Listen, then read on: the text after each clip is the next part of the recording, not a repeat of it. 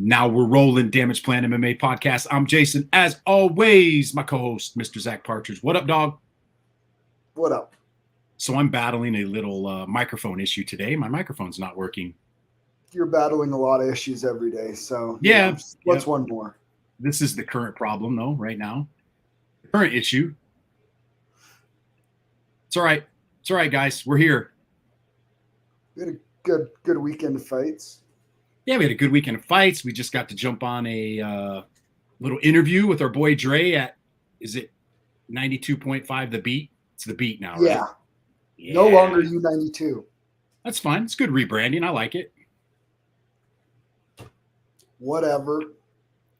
I mean, I just listen to Spotify anyways. No offense, Dre. Love you. I listen to U92 if I'm in the car.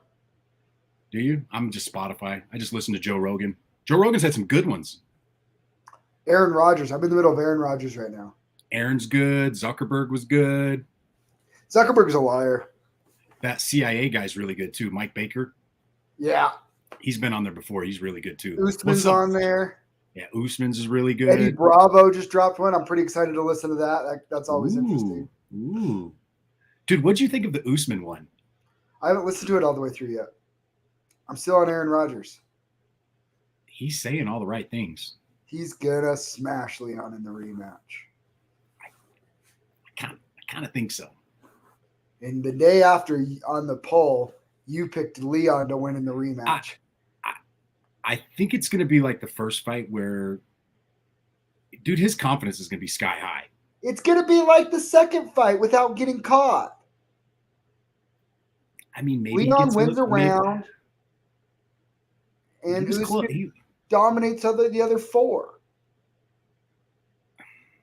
I will say this. If Leon wins 2 decisions, or if Usman wins 2 decisions, but Leon has that always in his back pocket, the knockout, he'll at least always be able to say, I finished you, you didn't finish me. Usman kind of needs to finish him in the rematch. I love how he's accepting it. He's like, hey, man, preparation meets opportunity. He executed a perfect kick. Like, it wasn't lucky.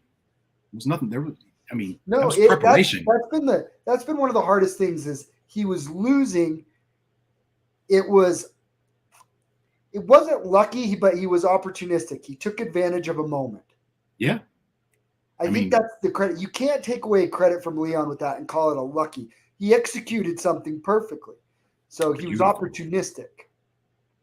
Usman said that's the first time he's been laid out like that. He said somebody dropped him in sparring. I can't remember who it was. You'll have to listen to it. Probably Justin Gaethje. No, it wasn't Gaethje. It was somebody else. I can't remember now. Michael Johnson? Somebody early on. No, I think it was actually John. I think it was Johnson. You've seen that video of those two, the way they spar. He said early on Johnson would work him over, and Rashad Evans, because him and Rashad were really close. That was a good podcast. Yeah, I don't have time to listen to all those. Dude, we had a fun weekend. Some UFC. I hit my only bet of the night was Nathaniel Wood, and I cashed. Oh my gosh, he's a problem. He's good, man. He's a little undersized at 145, though. I think so too. Hey. Charles Jourdain, but yeah, let's jam through this. We got a Fighter Spotlight podcast coming up at the top of the hour. Get Joel on. He's a working man. I'm a working man. Everybody's busy now. Next Tuesday, we just need to line them up. Yeah. I tried to get a couple other guys on. It's just, yeah. So anyways, we got Riley Pellegrino coming on at the top of the hour to talk about his matchup, Fierce Fighting Championship 21, baby. All right, let's go over our picks. Stephanie Edgar against Aileen Perez with the little booty shake before. And she gets submitted. Didn't help her. No, she tried, I have a though. question. What's the question? Talking about booty shaking inappropriateness at the fights. Do you think that BKFC girl is that good or bad for the brand? For them, it's good. I feel like it's like extreme WWE attitude era ish. It's bare knuckle fighting. I don't hate it for them. Now, if it was UFC, I that would be a problem. Here's the problem: is BKFC, if like, know your audience, right? Sure, are they ever going to become mainstream though? I don't think so. Because if their goal, if they think it's to ever to become mainstream, that stuff like that is going to shoot them in the foot real fast though. I can't see them. Like, can they ever get on network television? No. I will say, we've been very upfront with it. You and I don't watch it. I'll catch some of the higher profile matches. I'll catch because sometimes they are pretty good. Kai Stewart's fighting this weekend. Kai Stewart's fighting on there. So there's, as you start getting up into the higher level guys, they're a little more entertaining for me personally. The lower level ones, and no offense to those guys, but I mean, with MMA, with the rise of MMA the way it is, it's hard to compete with that. But I don't hate it. I don't hate it. I don't hate what she did. All right, sorry, but of course you don't. No. No, but want to know, Stephanie Edgar, too much UFC experience, like we said. Yeah. She got the legit tap. Everybody saw it. She did. Next up, we had Christian Quinones against Kalita. I think we both picked Quinones, didn't we, on that one? Yeah, we broke the trend, went with the Contender Series guy, and for good reason. He looked good. Yeah, impressive. First round KO. Benoit Saint Denis against Gabriel Miranda. Good. We were right on that one. Next up, Faris Zaim against Mikhail Figlock. I didn't watch that one. Was that pretty close? No, Zaim was just better. Just better? All right. I didn't know how that was. Yep, Zaim was just better. Yeah, that might have been his best UFC performance. Okay. Yeah, I missed that one. Some of us had to work for a living. We couldn't watch UFC. Stop it. I had it up on my phone. I just was busy. Next up, we had Nasrat Parast against John Mcdessie. Yep, Nasrat. I was wrong on that one. Nasrat looked good. Magomedov. Nasrat seems to be one of those guys that he beats the lower level guys, but doesn't beat anybody that's higher level. Yeah. You said that. That was one of the things you said during the breakdown. So next up, Mcdessie is now. Magomedov against Stoltzfus. Yeah, that fight lasted 19 seconds. A sec. Just a minute. Not even a minute. He ate that front kick too. Just eat it. Just all up in his mouth. What are you watching? Baseball? No. It just, yeah.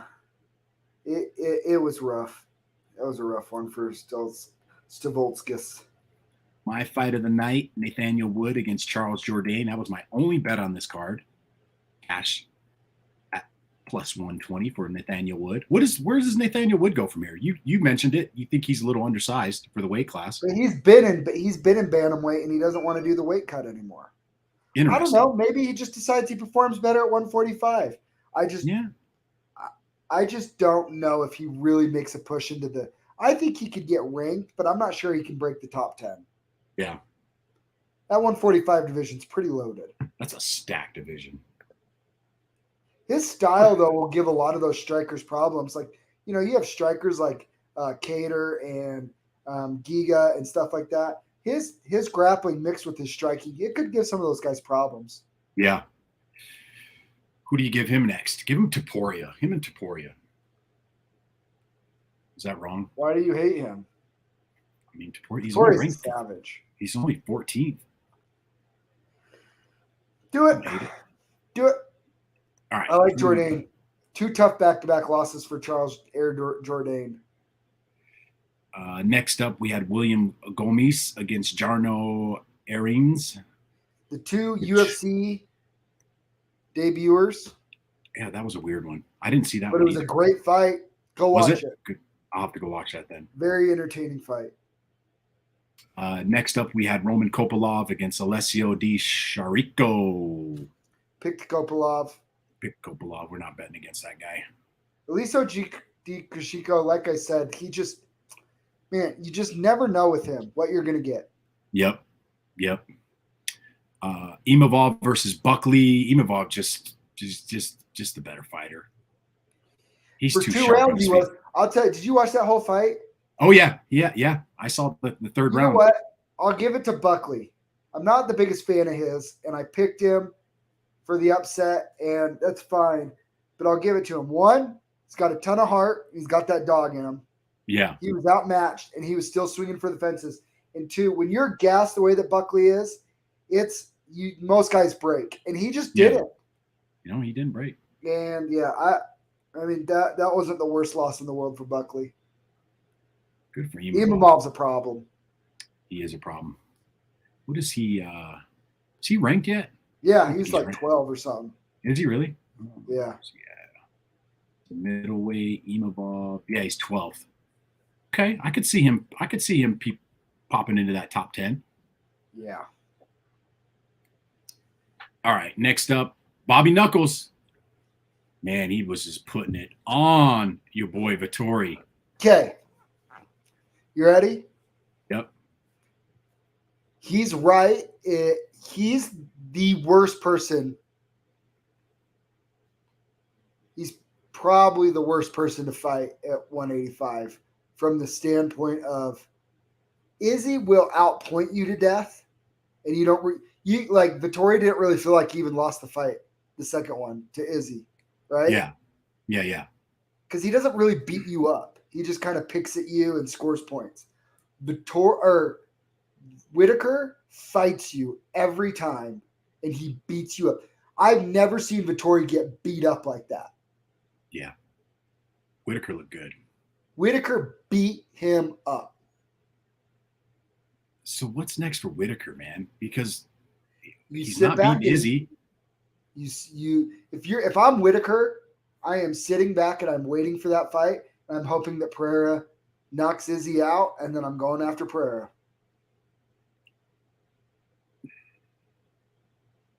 Ouch. Man, that's a tough one. I think Whitaker's the style that gives Pereira problems. If you're going to give Pereira problems, it's Whitaker's style. Somebody that can mix in the wrestling too. So Pereira has to respect the wrestling and can't just freely kickbox him. If he tries, he'll get taken down. I don't think he stays down if he does. Dude, he's big. He's a big 185er. Well, yeah, he's bigger than Dominic Reyes. 220. Dude, he looked like 2 Dominic Reyes. He looked like he ate Dominic Reyes in that picture. That was crazy. I'm just saying, here's the thing, okay? We do this all the time, right? Yeah. These boogeymen come up in these divisions, and it's just terrifying. And it's like, who's going to fight him? Forget that. You think you're the best in the world? You'll fight anybody. Those guys, what makes them different is they're not wired like me and you are. They don't have common reasoning that somebody's going to knock them into the next dimension. Like Sean Strickland even said, I'd fight Pereira again, and I'd fight him the exact same way. I'd just keep my hand up higher. And get knocked out again too. But I'm just saying, they're not looking at it like we are. Dude, you're telling me, Whitaker wants to be the 185 champ again. So that's what if I'm Whitaker, that's what I'm doing. I'm hanging out. And you know what? How close the last fight with him and Izzy is? I'm not sure he's not that far off. Well, we're going to find out. He's still getting better. We're going to find out when him and Pereira breaks off Vettori for 3 rounds. That was pretty impressive. Vettori didn't even look like a top 10 guy against him. He abused him. He's even got he's going to be 32 in December. He's still got a good, 3 years left? 4 years maybe? Solid years. He's probably just peaking right now.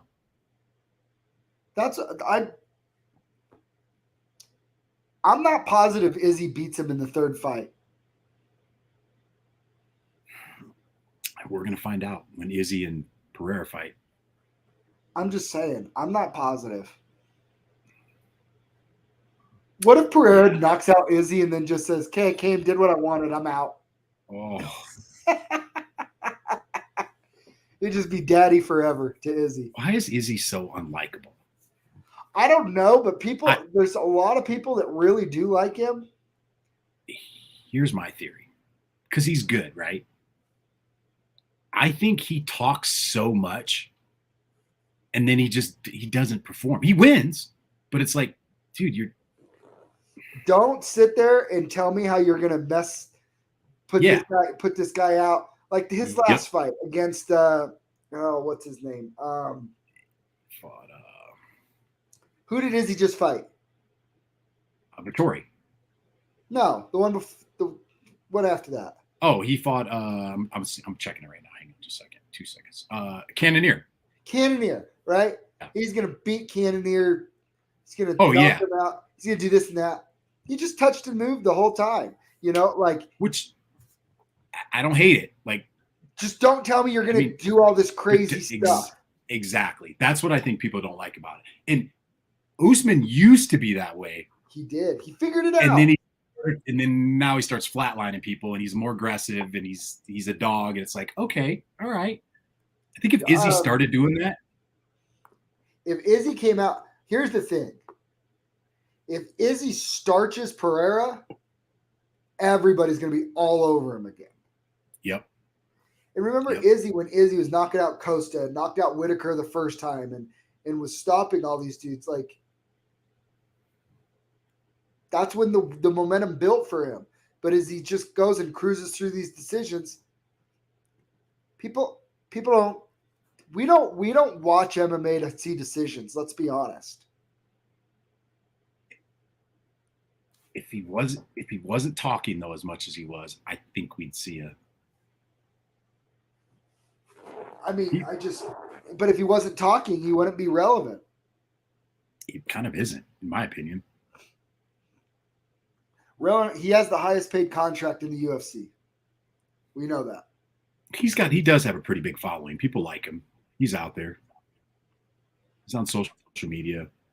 I don't know. We'll see with him and Pereira.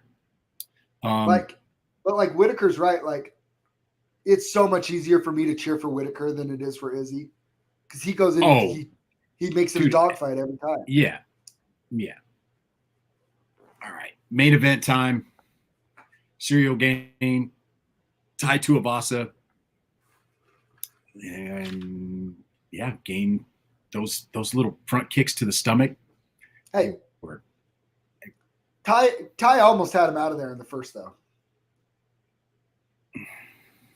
Oh, don't even you stop it. He went stiff and landed on his butt. Yeah, he did. He flash knocked him out. He almost had him out of there. Almost doesn't count in the UFC, brother. Quit being such a wiener about this.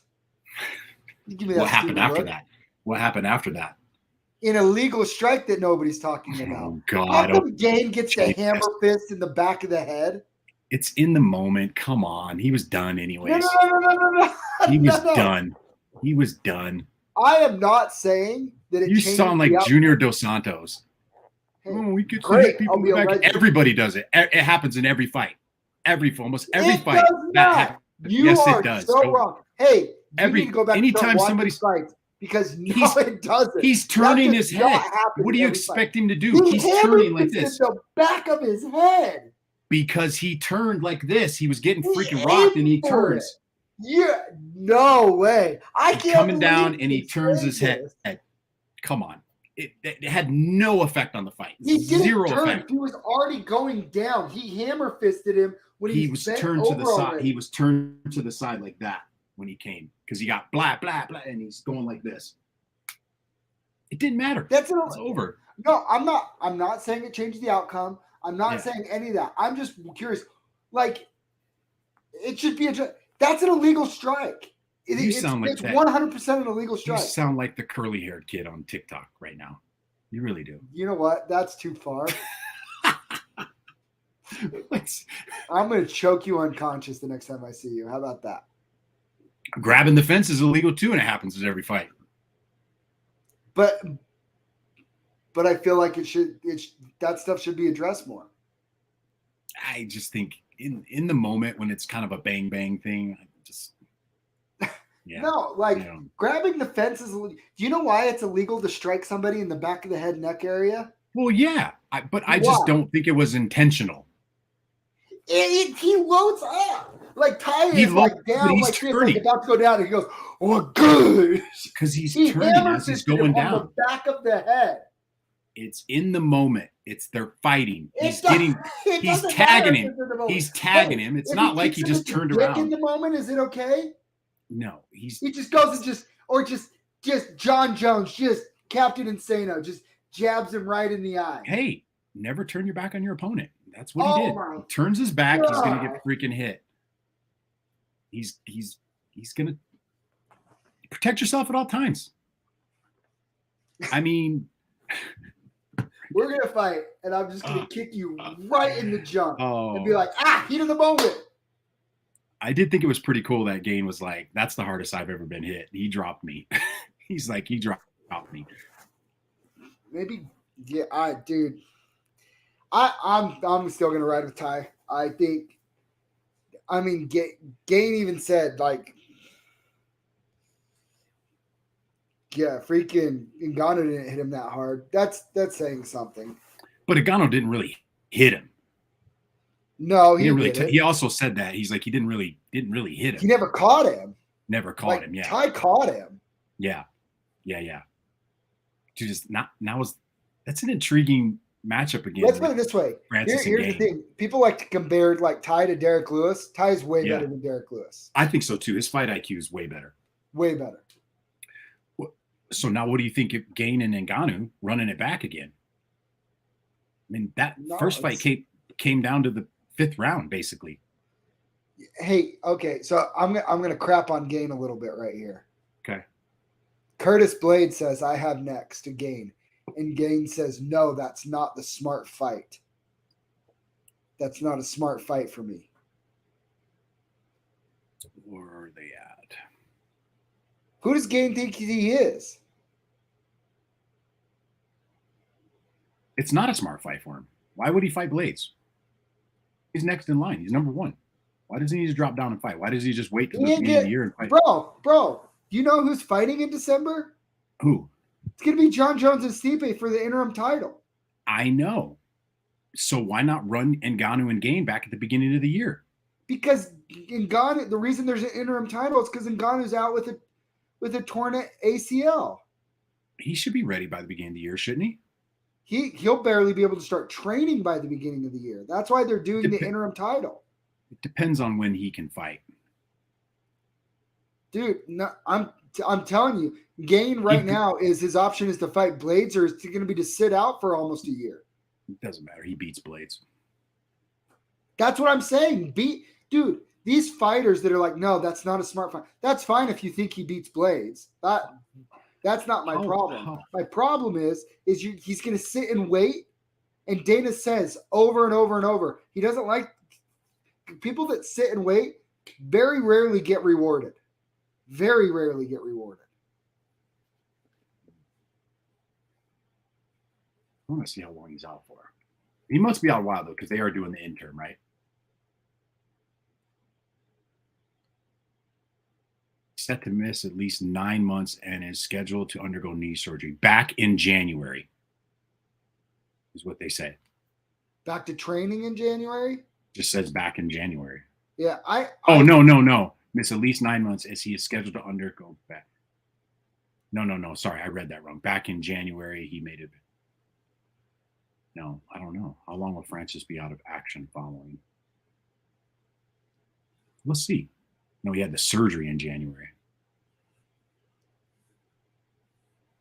Hoping everything will be okay by the end of the year. Going to have surgery in March, then the timeline vary. Obviously, probably looking at 9 to 10 months. So, yeah, he should be ready to go at the beginning of the year.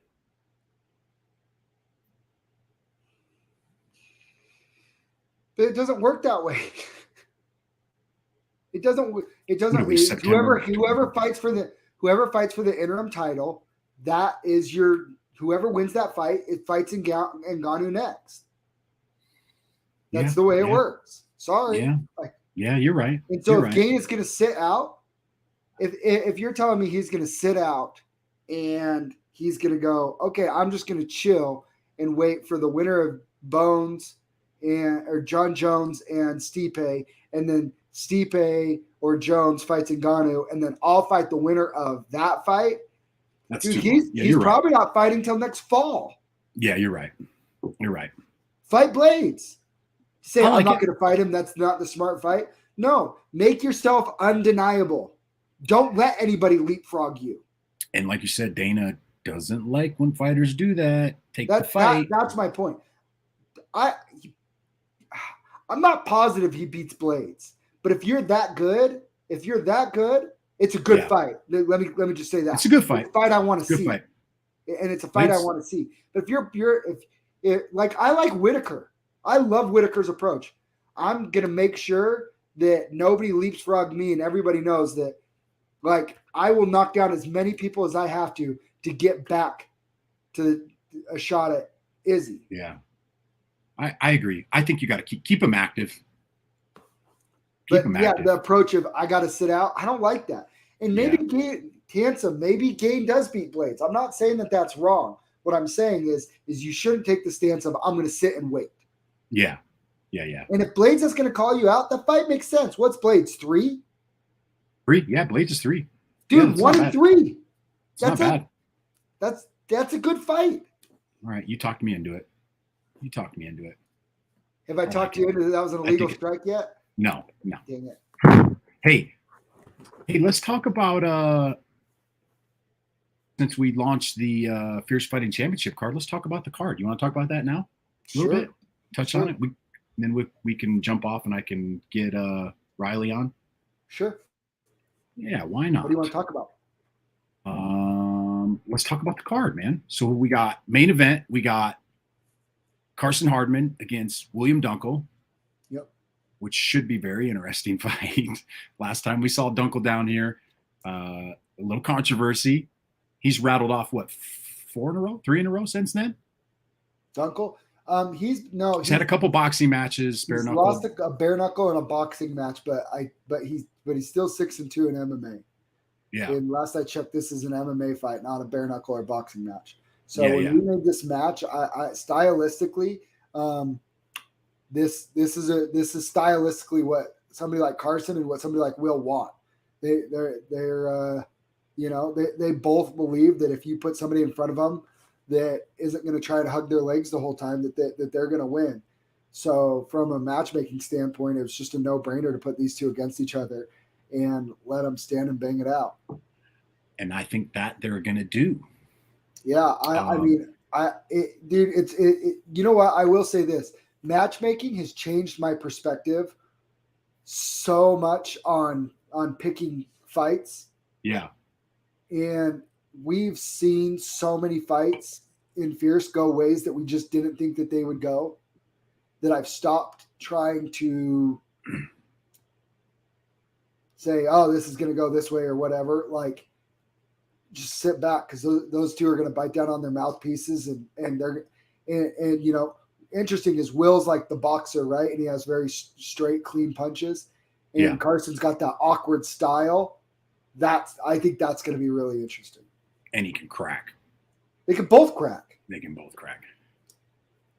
We're working on that, Dutch. They both actually want it, so we just got to set up a time for it because they both want it. And just bring your popcorn. The kids go to bed.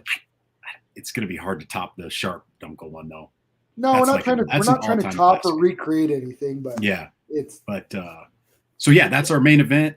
170-pound title on the line, welterweight title on the line. Co-main event, one that I'm obviously super excited for. Joe Harrow against Warren Weingartner. They're your two top bantamweights in Utah right now. 4-0 versus 3-0.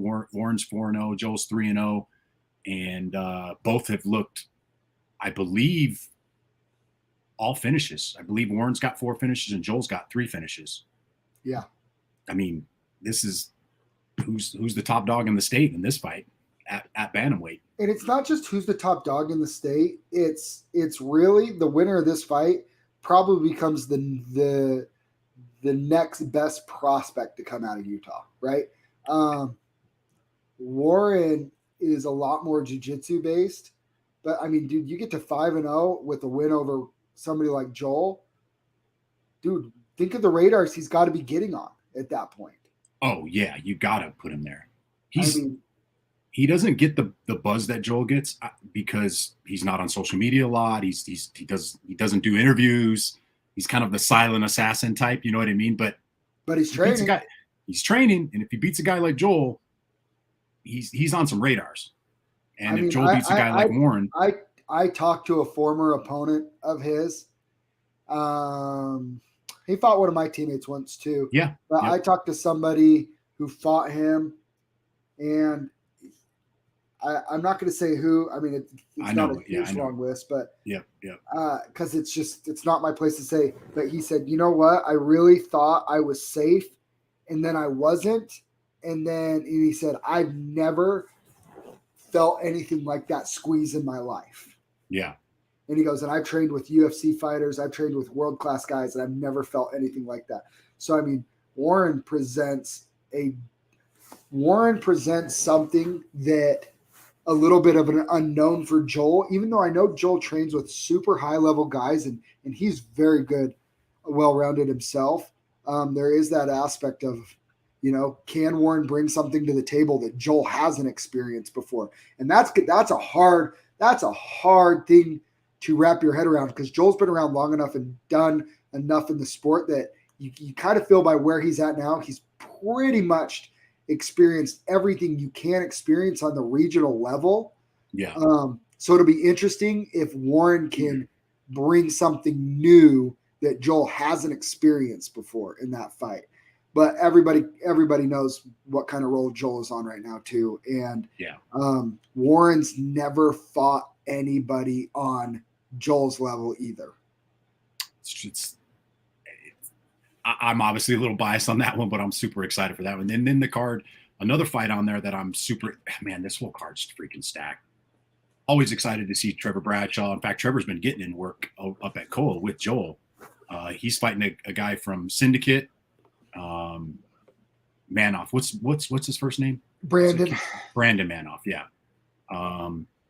Another fight that I'm really super excited about that I think probably could get the crowd really going is Dom and Johan. Like, I think that's the featured bout of the night. I mean, those guys are going to bang. You talk about biting down on your mouthpiece.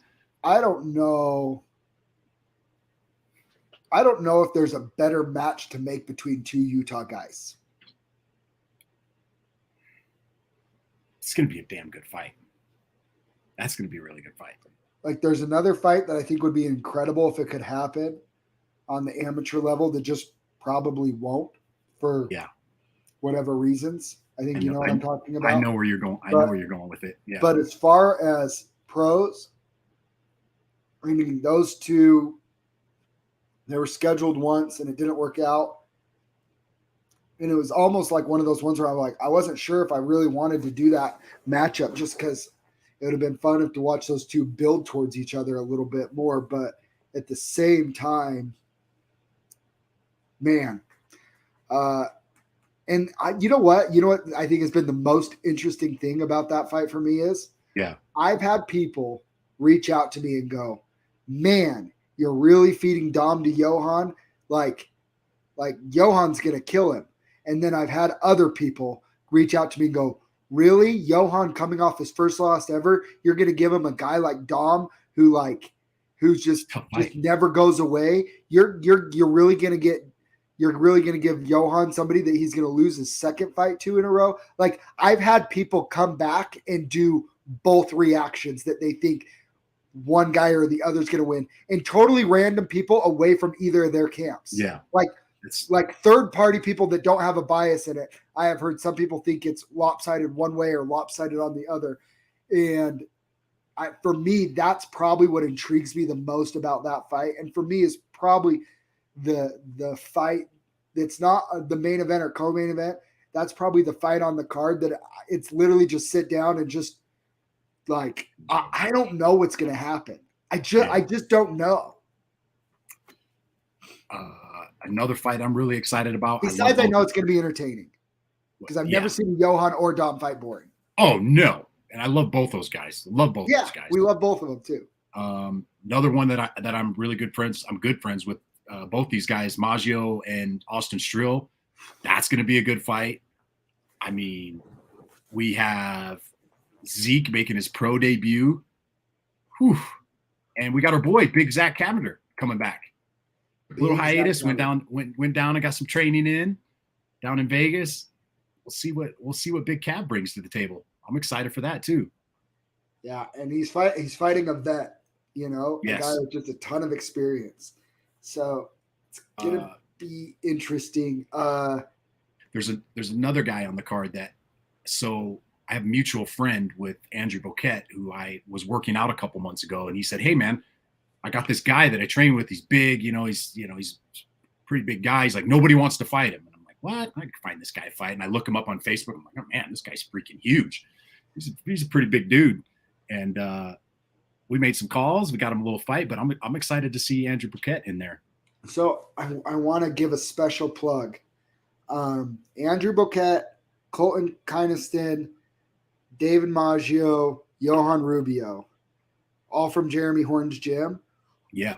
All of them are donating their ticket sale proceeds to a guy at their gym who is battling cancer, and they're raising money to help him pay for his medical bills. So if you are coming to Fierce Fighting Championship and you don't personally know somebody who is fighting that night and you want to come and just come out and support, choose one of those guys' links to give them credit to go towards that cause. That's pretty awesome.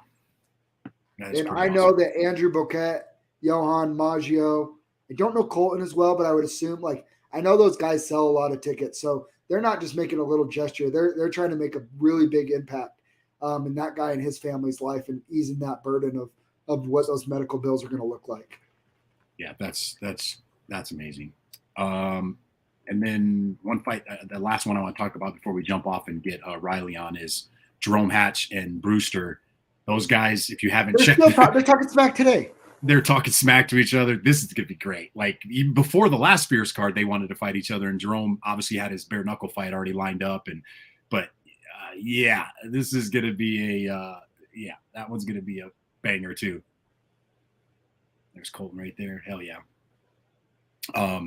Yeah, man. Super excited. FierceFightingChampionship.com. Jump on there, get your tickets, click on the link of your favorite fighter so they get credit, and come say hi. Check out the seating arrangement, because we changed the walkouts. So everybody, they're used to the walkouts where they're coming behind the curtain. It's going to be totally different now. We're getting the fans involved. They're going to be walking out through a tunnel, basically through the crowd. You can see it on the map of the Maverick Center. So check it out. So Jerome Hatch posted this morning, "I'm going to steamroll this dude. The question is, should I knock him out with my left or with the right?" And Raphael Brewster said, "I hope you keep that same energy, my guy. Action Man Chris Curtis popped you with a gut punch in the last dude you fought in MMA with as well. You might be good in your state, but guaranteed you'd never face someone like me yet." Let's go. Called him a tomato can. Let's go, baby. Let's go. We got to get those two on too. Oh my gosh. All right. If you're listening to the podcast, reach out next Tuesday. Let's get you guys all on the podcast, as many as we can next Tuesday. All right. Maybe you can get a freaking microphone that works. Yeah, maybe I can get a microphone that works too. We're going to jump back on here in about 6 minutes with Riley Pellegrino, who will also be on this card. We'll see you guys back here shortly. We out. Hammer fist to the back of the head, now legal, according to